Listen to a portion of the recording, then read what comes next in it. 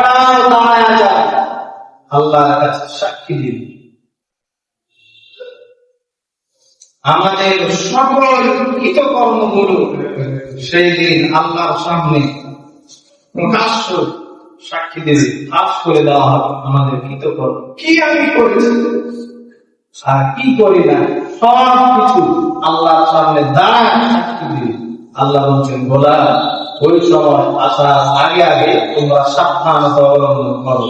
আমি আল্লাহর ভয় অন্তরে ধারণ করে আমি আল্লাহ রাব্বুল আলামিন তোমাদেরকে যা কিছু আদেশ করেছি সেই আদেশের উপরে তোমরা মান্য করে জীবনকে পরিচালিত করো। আল্লাহ বলছেন, তোমরা যদি এটা করো তাহলে কি উপকার। ইন্নাল্লাহ ওয়া'দা, আমি আল্লাহ বললাম তোমাদের সঙ্গে ওয়াদাবদ্ধ হলাম। ওয়াসিফাল্লাযিনা তাকাও রাব্বাহুম ইলাল জান্নাতি যুমারা, এই ওয়াদা অনুযায়ী আমি আল্লাহ তোমাদেরকে জান্নাতের মেহমানখানায় পৌঁছায় দেব। আর এর বিপরীত আমি আল্লাহ রাব্বুল আলামিন যে আদেশ করলাম এই আদেশ তুমি যদি অমান্য করো, ওয়াসিফাল্লাযিনা তাকাও রাব্বাহুম ইলা জাহান্নামা যুমারা, তারপরের আয়াত, উপরের আয়াত আল্লাহ রাব্বুল আলামিন বলছে জাহান্নামে তোমাদেরকে নিক্ষিপ্ত করা। এই বিষয়ে কথা হবে ইনশাআল্লাহ। আল্লাহ বলছেন না, আল্লাহ নবীর মাধ্যমে, ইলতানিম খামসান ক্বাবলা খামসিন, পাঁচটা জিনিস তোমাদের কাছে আসার পূর্বে তোমরা সেই পাঁচটা জিনিসকে গনিমত মনে করো। ক্বাবলা সালাবাতিল হারামি, গোলাম কান খাড়া করে ভালো করে অন্তরের কানে লাগায় শুনো। আল্লাহ বলেন, গোলাম তোমাদেরকে আমি আল্লাহ যৌবনকাল দিয়েছি, এই যৌবনকালকে বার্ধক্য আসার পূর্বে, বৃদ্ধতা আসার পূর্বে গোলাম তোমরা যৌবনকালকে গনিমত মনে করো, আল্লাহর অনুগ্রহ মনে করো, আল্লাহর দয়া মনে করো। কারণ এমন একটা সময় আসবে সবকিছু তোমার দেহে ঠিক থাকবে, হাতের জায়গা হাত থাকবে, পায়ের জায়গাতে পা থাকবে, চক্ষুর জায়গাতে চক্ষু থাকবে, কিন্তু তোমার দেহের ভিতর থেকে আমি আল্লাহ রাব্বুল আলামিন সব কিছুকে ঢেকে রেখে শক্তিটা আমি আল্লাহ কেড়ে নিব। সেই সময় তোমরা দুর্বল হয়ে যাবা, বৃদ্ধ হয়ে যাবা, নামাজ আসবা, নামাজ পড়বা, কিন্তু শান্তি পাবা না, রুকুতে যাবা, প্রচন্ড ব্যথা অনুভব করবা, ব্যথায় নামাজ পড়বা। এই নামাজে আমি আল্লাহর কাছে অনেক কম দাম। যৌবনকালে গোলাম তুমি যখন ইবাদত করবা, যৌবনকালের ইবাদত আল্লাহ বলেন, গোলাম তোমার ইবাদত আমার কাছে সব থেকে দামি।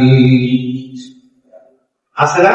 এই যে দেখেন 50 বছর 70 বছর আছে না, আছে না? দেখেন 70 বছর হয়ে গেছে, রুকুতে যায় কত ব্যথা, আছে না? যারা যুবক তাদের বিরাট আছে ব্যথা। আল্লাহ বলছেন, এরপর সুস্থতাকে বলা তুমি নিয়ামত মনে করো। সুস্থতা আসার পূর্বে যখন সুস্থতা আসে, সুস্থতা বসে সময় থাকতে আল্লাহর দেওয়া সময়কে আল্লাহকে দিয়ে দাও, আল্লাহর পথে ব্যয় করো, নবীর সুন্নাত তরিকায় জীবন যাপন করো।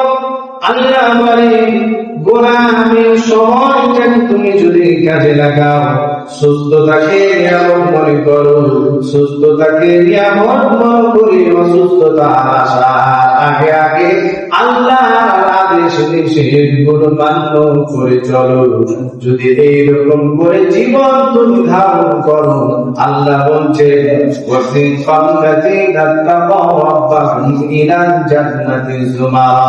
এই ইবাদতের বিনিময়ে গোলাম আমি আল্লাহ তোমার সঙ্গে ওয়াদাবদ্ধ হলাম, তোমাকে আমি জান্নাতের মেহমান খানায় পৌঁছায়া দিব।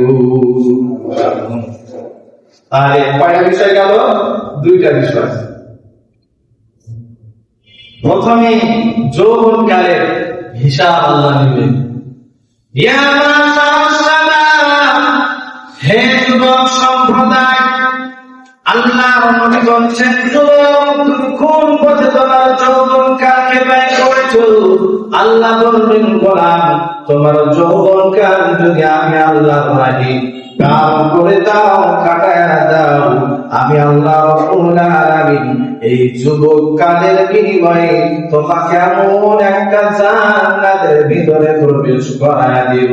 আল্লাহ বলেন, ওই জান্নাতের ভিতরে অসংখ্য নিয়ামত শুরু হবে, আর কোনদিন নিয়ামত শেষ হবে না।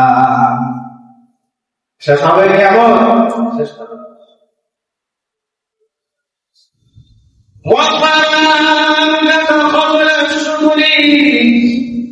ব্যস্ততা আসার পূর্বে অবসানকে তোমরা গনিমত মনে করো। এমন একটা সময় আমাদের ভিতরে অতিক্রম করছে, যে ব্যস্ত সেও ব্যস্ত, যে ব্যস্ত নয় আল্লাহকে সেও ব্যস্ততা দেখায়। গোলামকে ডেকে ডেকে আল্লাহ বলেন, গোলাম ব্যস্ততা আসার পূর্বে তুমি অবসরকে গনিমত মনে করো। তোমাকে যৌবনকাল আল্লাহ দিয়েছি, ব্যস্ততা আসার আগে আগে ফাঁকা সময়, ফ্রির সময়, সেই ইবাদতের সময়টা আল্লাহর পথে লাগায়া দাও।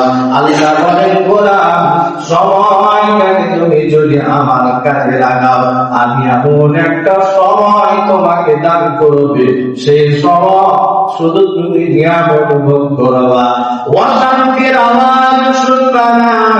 আল্লাহ তাআলা বলেন, ইন্নাল্লাহ ওয়াদা, আমি তোমার সঙ্গে অদাবদ্ধ হয়ে গেলাম, তোমাকে জান্নাতের নিয়ামতের বারাকায় পৌঁছায়া ছাড়বো।